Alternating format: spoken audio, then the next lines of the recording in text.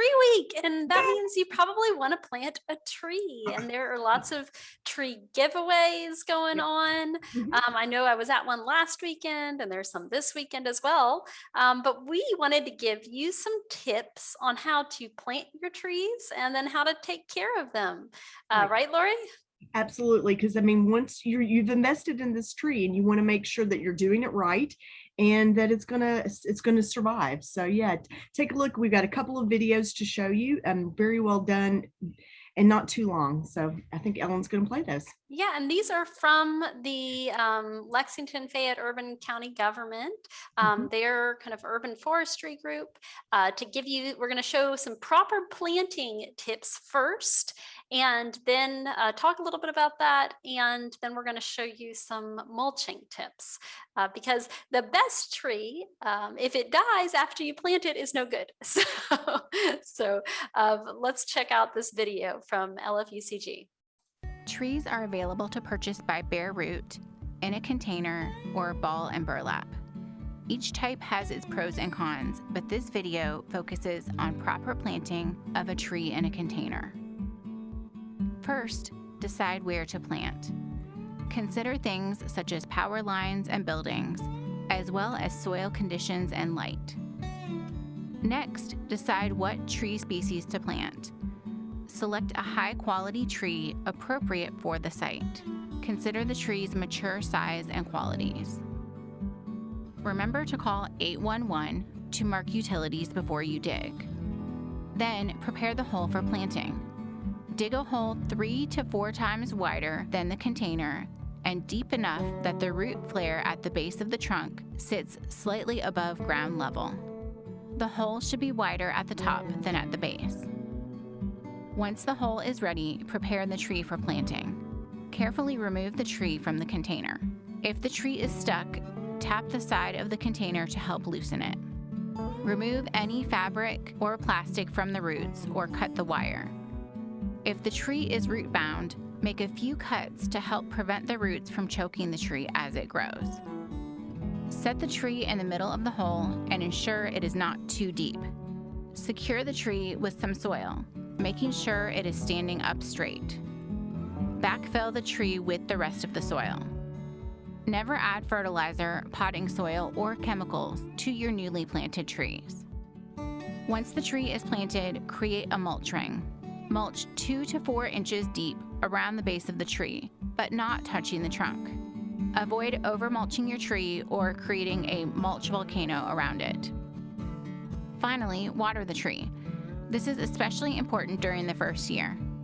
Turn a hose on a slow drip in the mulch ring near the base of the tree. Soak the area for 30 to 45 minutes every 2 to 3 days during dry periods. Great. That's Well, a great that was tips, right? Ellen, so you don't take and do those volcanoes. Is that what you're telling me? Is that wrong? Yes. surprisingly, as good as it looks, the mulch volcanoes are not good for the tree. No. I know people love their mulch volcanoes, and it's convenient because then you just pile a bunch of mulch and you just keep piling and keep piling. But it turns out that trees don't like that for a couple reasons. First, as she mentioned, you have the mulch that's touching the trunk. That can be a recipe for rot because the trunk is meant to be above ground. The roots are meant to be below ground. And if the trunk's below ground, then it can kind of get a buildup of moisture, of fungi that can rot that trunk, insects that might like those conditions. So that's number one. Number two is that those roots actually have to breathe. And so if you're piling a bunch of kind of mulch on top of that, it can suffocate those roots. They might circle around, they might grow kind of poorly and impact the health of the tree. And Lori, they were talking in the video about, picking the tree is important. And, you've done a lot of tree of the weeks on here. So people could actually go to our website and see a lot of these trees. Yeah, and I think that's something to consider. A lot of times we'll go, oh, let's plant a tree, but I think you need to make a plan. You need to look at if you're looking at a yard tree, you're probably going to do a containerized tree of some description, as opposed to a bare root seedling, because it's a little more established. But look at think about why you want to plant this tree. Is it for shade? Is it to attract wildlife? Is it just like I want some color in my landscape? And then decide where you're putting that in that landscape. Is it close to the house? Is it under another tree? Is it near a power line? So that you are picking the right tree for the right spot and for for what you want it for. But yeah, you can always check out the videos. We've got about 60 of them up. Gives you some nice information about those trees, sizes, soils that they grow best in, if it attracts wildlife and things like that as well. But definitely make a plan before you plant, for sure. Laurie, that's such a good point to do that, because trees are such a long-term investment, and we want to make sure that we're getting it off to the right start. And, you mentioned the mulch volcanoes, and it reminds me of tree topping in one way, because I think it's two examples of people doing things and they think they're doing the right thing. They think they're helping the tree by reducing its crown or whatever, but in reality, they're not. So, making sure that you know what you're doing with your tree, not mulch volcanoing it, not topping it, and planting the right tree in the right site. Those are so critical, and having that good plan will help you do that for sure. Mhm. Yeah, I think a lot of people think like, oh, I need to trim my tree. It's, Right. like a plant in my garden or something.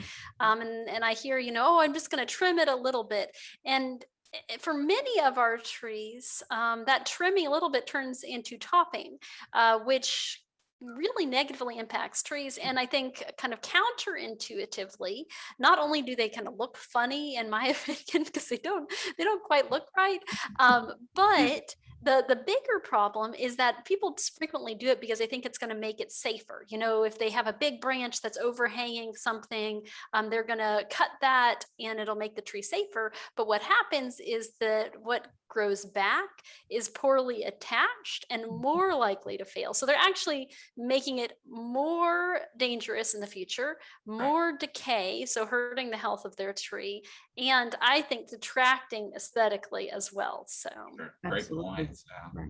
A little bit of education and a little bit of knowledge can help you overcome some of those, right? Yeah. So, Right. and I'm sure it's just an awareness thing. I'm sure most people are not intending to hurt their tree by mulch yeah. volcanoing or topping. They just don't know. So it's so good for you all to kind of share some of these good tips with them. So, if And we see the have right some more good tips. We've got one more short video on mulching that we can show. That's one of the best things you can do to take care of your newly planted trees. There are other things you can also do, as well as some things you shouldn't do, that we can talk about after that video. I'm going to go ahead and share that with you all, and we can discuss afterwards. Mulch is a simple way to keep your trees healthy. Mulch retains soil moisture, prevents soil erosion, and regulates soil temperature. It increases organic matter as it breaks down into the soil, creating a nutrient-rich environment for growth. Mulch also allows more moisture and oxygen to reach the soil. Mulch provides a barrier from weed eaters and lawnmowers that can harm the tree. Finally, mulch helps reduce and avoid soil compaction. Though proper mulching can help your trees, improper mulching can harm them. For proper mulching, use coarse, all-natural undyed mulch. Ensure your mulch ring extends to the drip line of the tree. Freshen mulch with 1 inch of mulch once or twice per year. If the mulch is already thick enough, simply turn it with a rake to prevent it from caking. Don't allow mulch to gather against the tree trunk or to pile too deeply over the roots. This will cause rot issues. That was definitely a lot of tips that people can handle and use. So that will definitely help them when they plant their tree. Absolutely, because like we said, you've made an investment in this tree and you want to take care of it. So this is a very easy thing to do to take care of it and prolong its life, because like they said in the video, you're adding organic matter to that soil. So you're adding nutrients as well. So it's a natural way of taking care of your tree, and it's attractive too. So I noticed they showed a lot of different mulching types. Is there a better mulch than others? I mean, whether the chips or... Definitely. I think the best for your tree would be happiest with really coarse ground chips, not too deep, and kind of regularly applying that. And from the tree's perspective, taking it all the way out to the drip line, as far out as the canopy extends. Now, practically, and for a lot of people's kind of gardening sensibilities, that might not fit with what they want to do. But I think the principle there being that the mulch around the tree, it's organic, so it's going to break down, it's going to build the soil, it's going to create the right habitat for those roots to grow. It's also going to prevent mower damage and trimmer damage, and yeah, which is very important. You see that so much. Unfortunately, trees and turf do not need the same things. And so if you're trying to grow really lush turf right under your tree, it's kind of a recipe for, one of those things not being happy, either the turf or the tree. So if you put a mulch kind of a ring around there, you're going to just kind of eliminate that problem. Now, there are other types of mulch.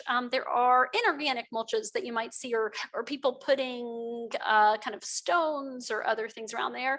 Those aren't going to help you build the soil as much. They might still protect it from mower and string trimmer damage, but kind of from the health of the tree, it's going to be best to have that nice coarse wood chips or mulch.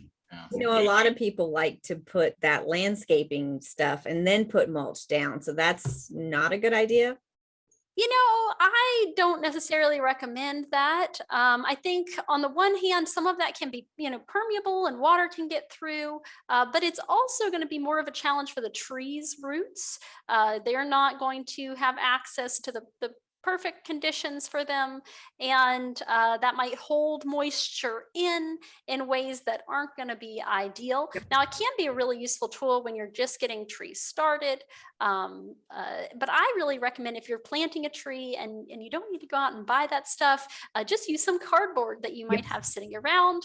Put cardboard around, kind of, even you can put it right on the turf if you have that. Put it there. We always did. Yep. Yeah, and then you can put mulch on top of that. It's kind of a easier and I think better in the long term, because that cardboard will break down. Instead of having that plastic material in there. So yeah. We did get a question: is the recycled tire type of mulch harmful to landscapes? I think it's not beneficial in the same way that using an organic material would be. It does not build the soil.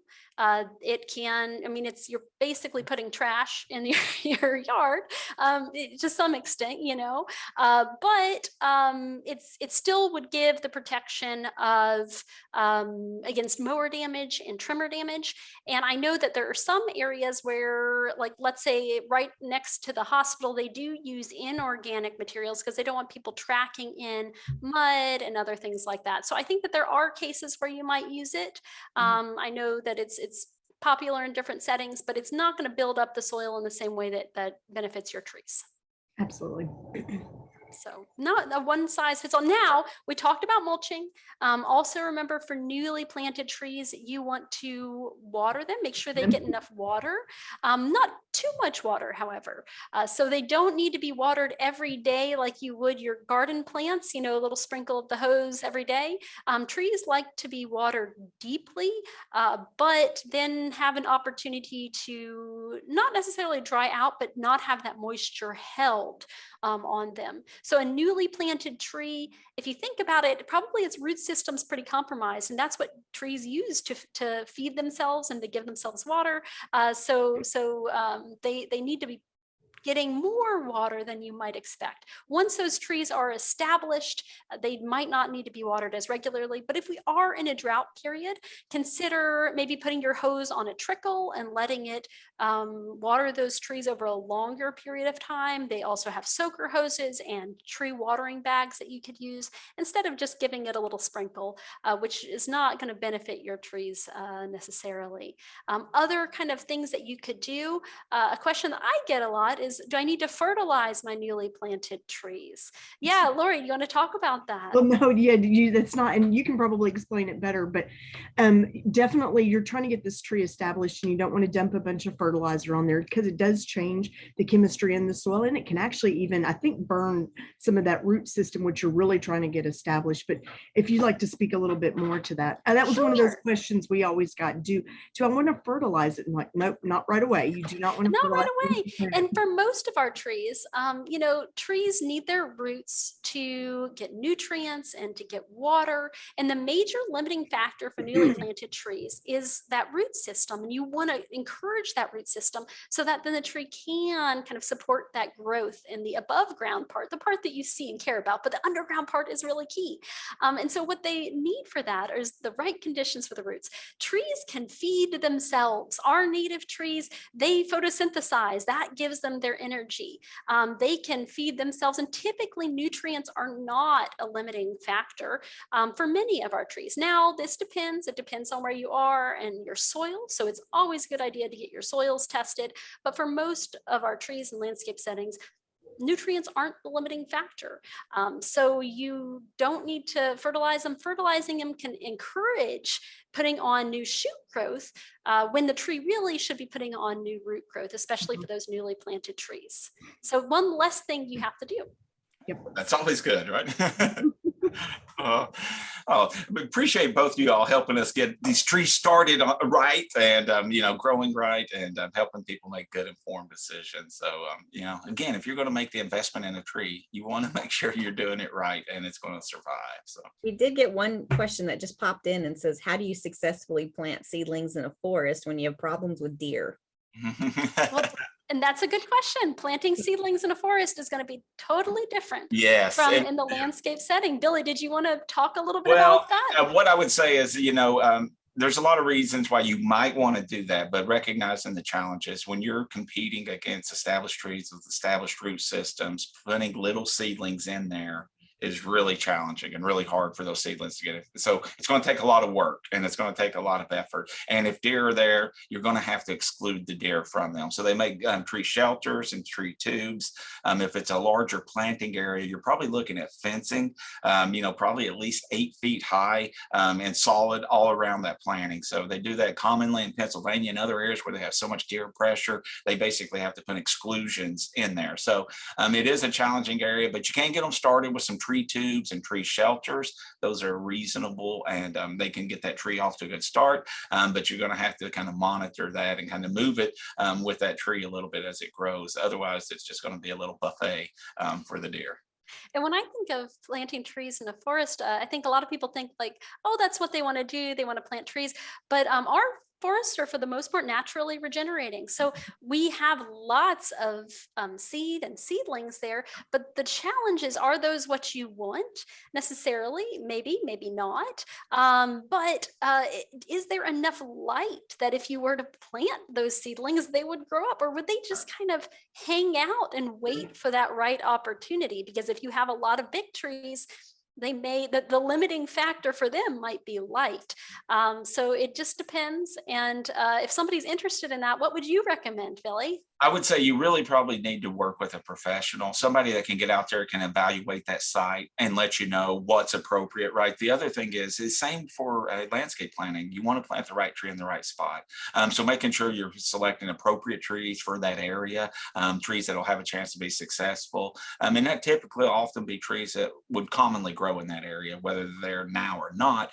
But working with a professional, they'll know that. They'll also be able to give you some of those tips on how to try to ensure that tree's successful going forward. So working with a professional is going to be probably your best chance of having success in that situation. And that's a good point. And in each of these systems and with different types of trees, you might do things slightly differently. If you've got a bare root tree from a tree giveaway, there are going to be some things that you could do slightly differently than if you bought a container grown tree or a really big bulb and burlap tree. So as you start to approach this, there is lots of great information for you online. Make sure to check out fact sheets from the University of Kentucky and other organizations and videos like these ones that we showed today from LFUCG. Yep. And a little bit of research, I think, will go a long way in giving you a healthy tree into the future. No doubt. And your local county extension agents can be a great resource for connecting you to additional support and help as well. So don't forget about that. Definitely.